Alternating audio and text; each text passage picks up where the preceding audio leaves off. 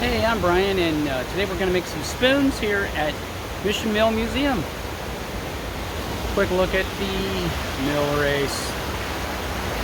Alright, let's get to it.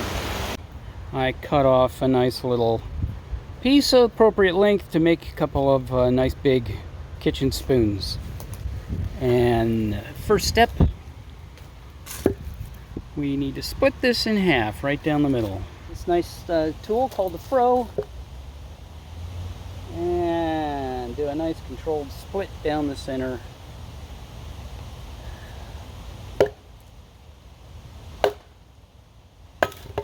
Piece of cake.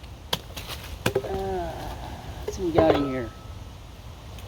It's a heavier axe, but today I'm going to use this lighter one. Made the handle for this recently, and I haven't used it yet for carving. But this is an axe from a friend of mine in Savoie, in France, named Christian Cotterel. Anyway, it was his grandfather's axe, and we're going to put it to work. Alright, so for starters, we've got to draw out the basic shape of the spoon that we're after. So I'm going to put this in, I'm going to put the bowl. So we'll need a curve there. Like so. Shoulders. And we'll come down. Something like that. Usually it's a little thinner in the neck. We make it flare out at the bottom a bit. More or less. And we like to make a spoon not just absolutely straight across, but we'd like a little bit of a tip and then an angle right here in the neck. So I'm going to take a little out here to make that possible.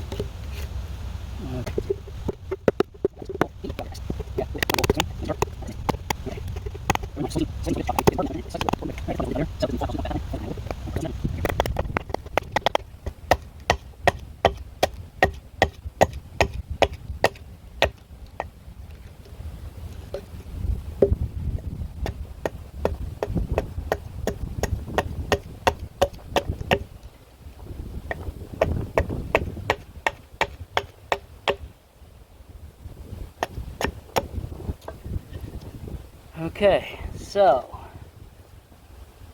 the spoon, top edge of the spoon gets that angle. It's probably enough. Don't have much more depth than that. So back the other direction. Let's go ahead and take the tips off down here. Round out the end.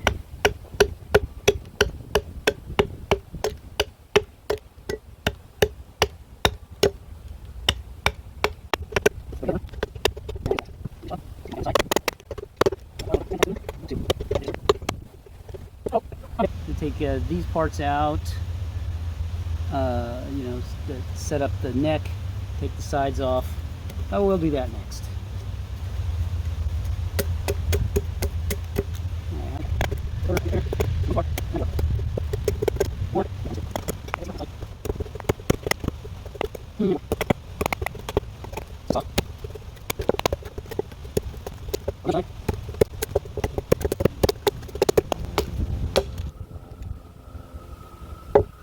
Always more on the other side.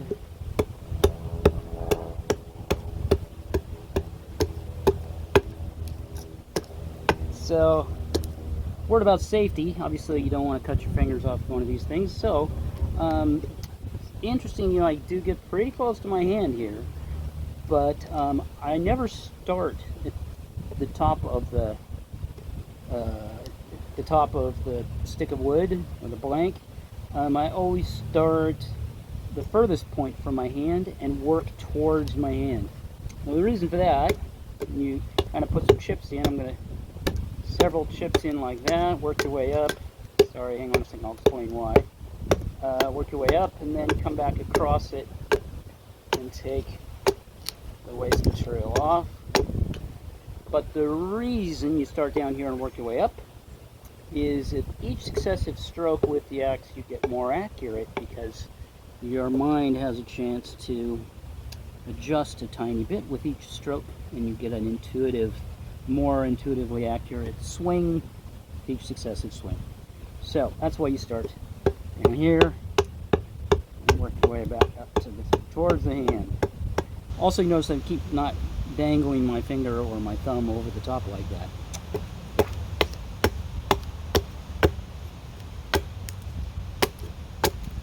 Okay, some more off this side.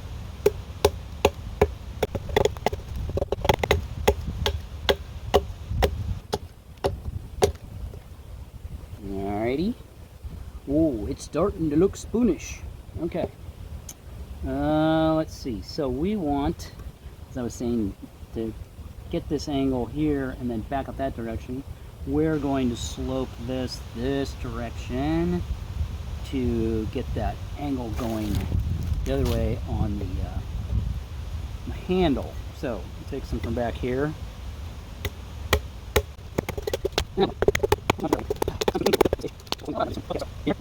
Pink. What do I like? Let's take this chunk off right there.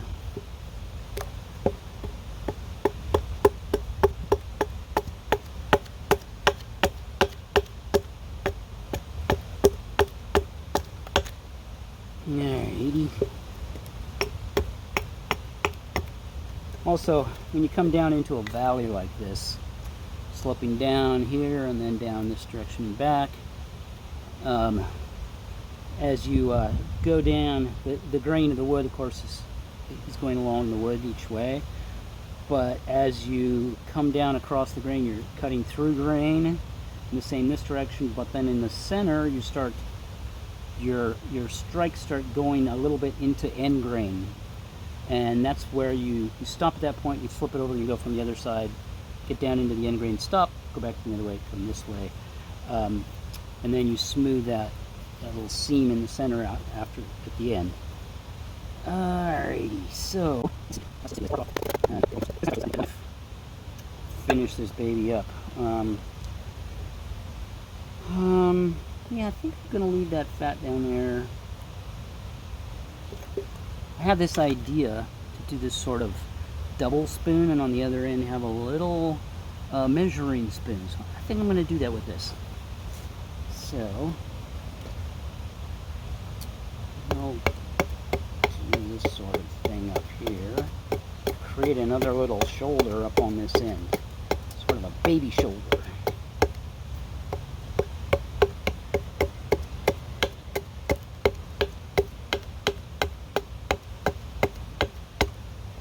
Alright, so kind of open that up there. I'm going to take it from the other end.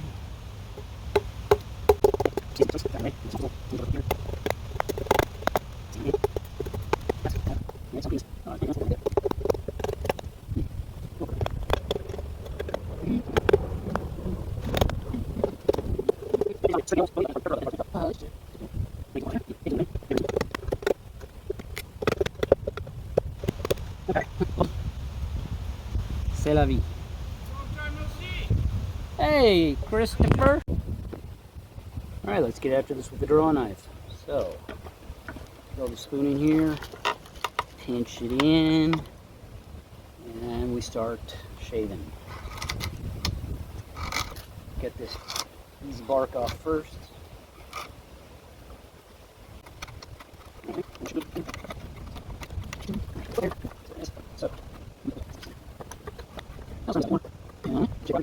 The draw knife you can push as well.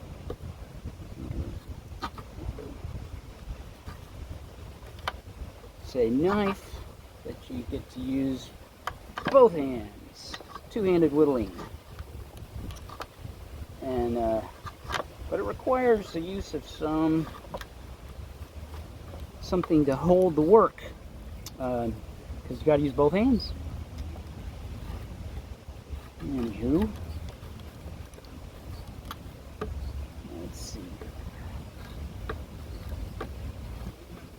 I'll clean up this rough axe work a bit.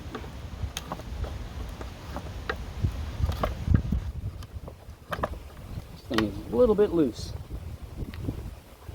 Let's tighten it up. Hold on 1 second. Need them now. Get a piece of wood here.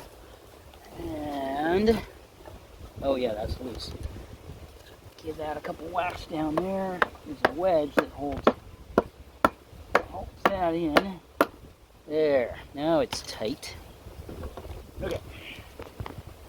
Back at it.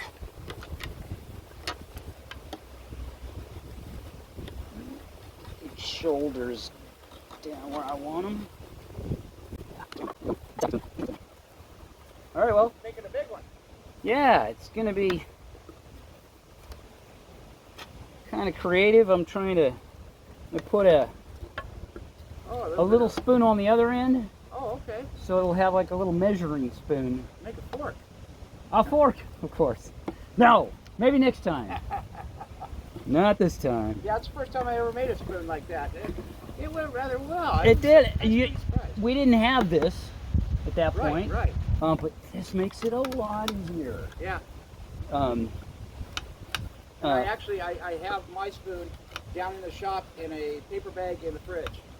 Oh yeah. So it's still drying. To let it dry slow and. Yep. Yeah. No, you're smart. If there's, you probably, I mean, especially in the summertime. Once we get into the fall, I'd stick it in your shop or something, into the concrete floor back there, back in the corner or something. I just didn't want it to dry out too fast. More carving.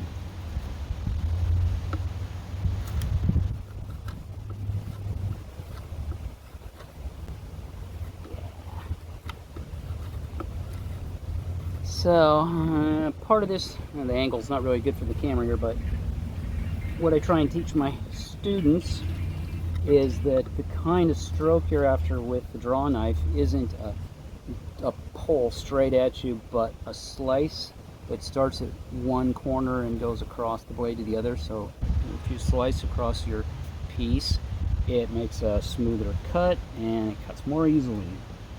So, like so.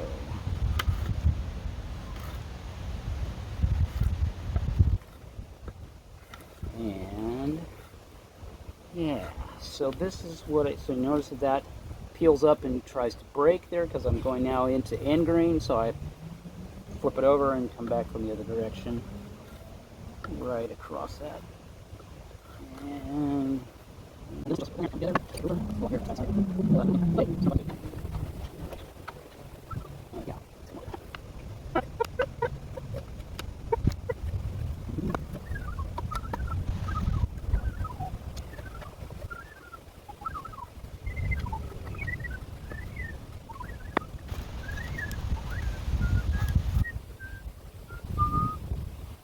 yeah.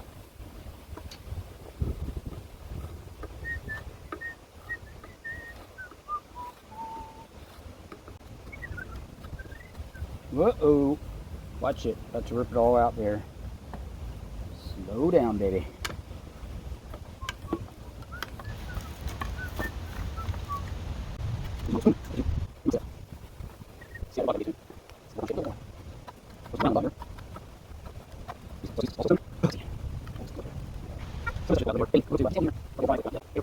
Oh, come back.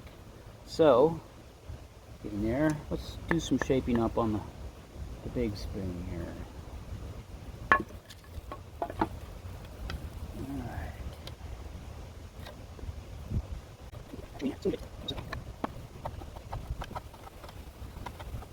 Yeah.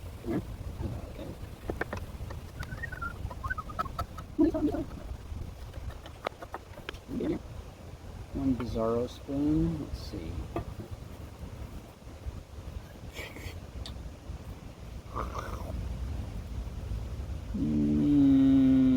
Let's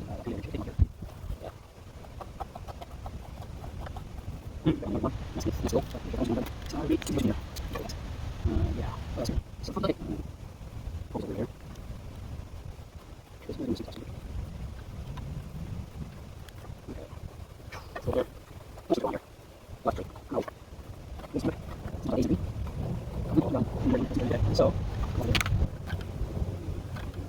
side of the bowl. So pretty soon I'm going to start carving out the inside of the bowl. enough of that, I'll have to go get my gouges. I gotta use a couple different gouges for that.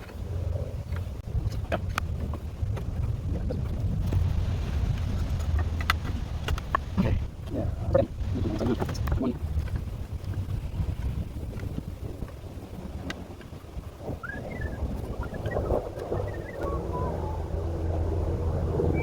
All right, gouge. Go to the gouge. Be right back. So, get that pinched in place. Little spoon mule pinchers. You can hear it creaking as it tightens up. So, there's a couple of different techniques. One, you toward yourself, you grab with both hands, is the beauty of the spoon mule. And it scoops out across the grain. It'll start working your way down.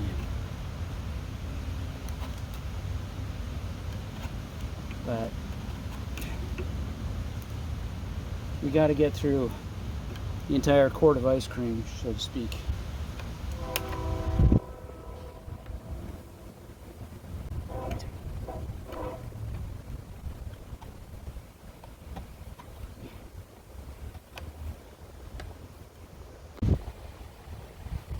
Anyway, as you can see, start to work. It goes a little bit quicker if we place our gouge in this direction and actually whack the back of it with a mallet, and that's been going a little bit faster.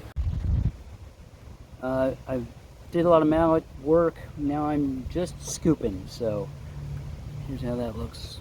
I don't know if you can see this angle, but c'est la vie, I guess.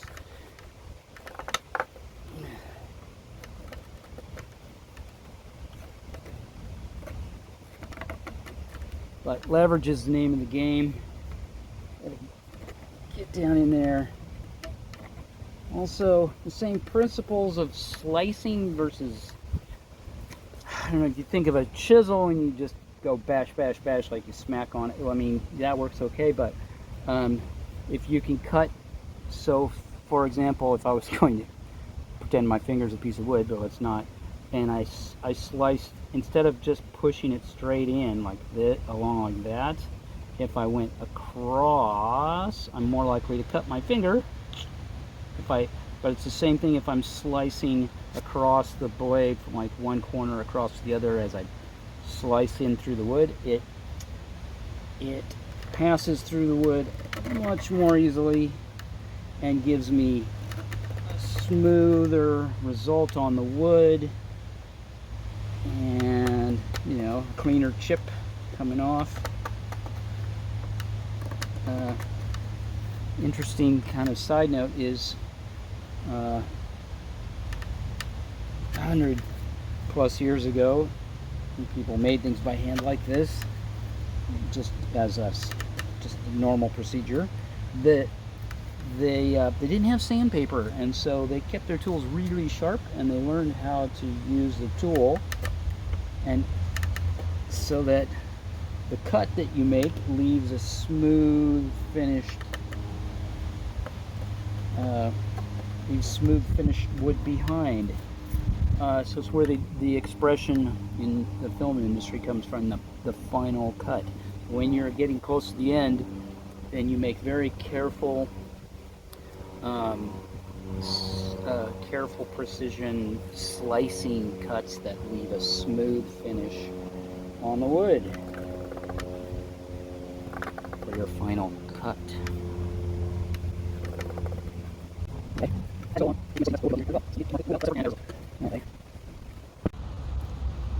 All right then. Well, then we finish it up. Yellow jacket, get out of here. Then we finish it up with the carving knife to get the nice finished cuts and the last of the shaping, especially like around the end, where you have to be very careful so that the end grain doesn't break out. That's kind of the most dangerous spot on the spoon. I had a little breakout right in there, and I had to kind of shallow it up and even that out across there. Might take a little bit more off of this side so it matches up a little more evenly. to do this kind of on my thigh here. But you got to be pretty careful about how you manage the grain and the cuts around the very end of the spoon, because that's open end grain on both ends and it's pretty thin and it can just split out very easily. So, a few minutes ago, split a little piece out because I got a little careless. In any case, it just means my spoon is a little less deep. Oh, nobody's ever gonna know the difference, except you, of course. You'll know. Anyway, there we go. Oh yes, Danger Will Robinson. Okay, so there. And so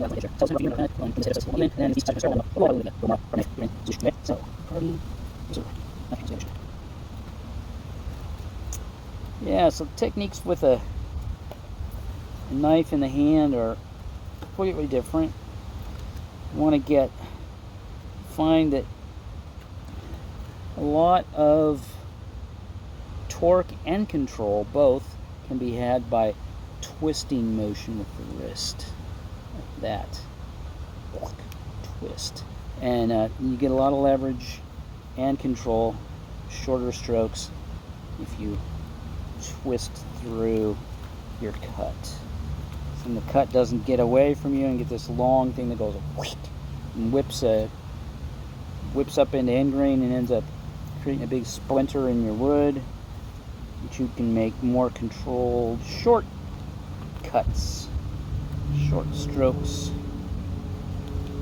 where like that, breaking off on that side. I know I need to flip it around and go back the other direction. I can get a clean cut that doesn't break out at the end of the stroke. That is the key.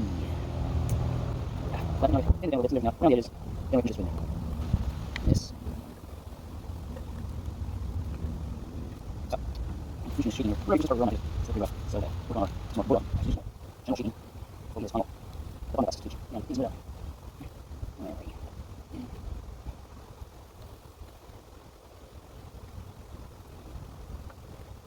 Yeah.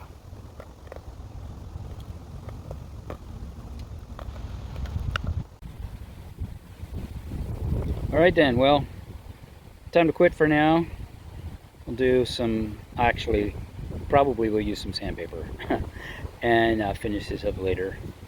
But, double-ended spoon, good enough for now.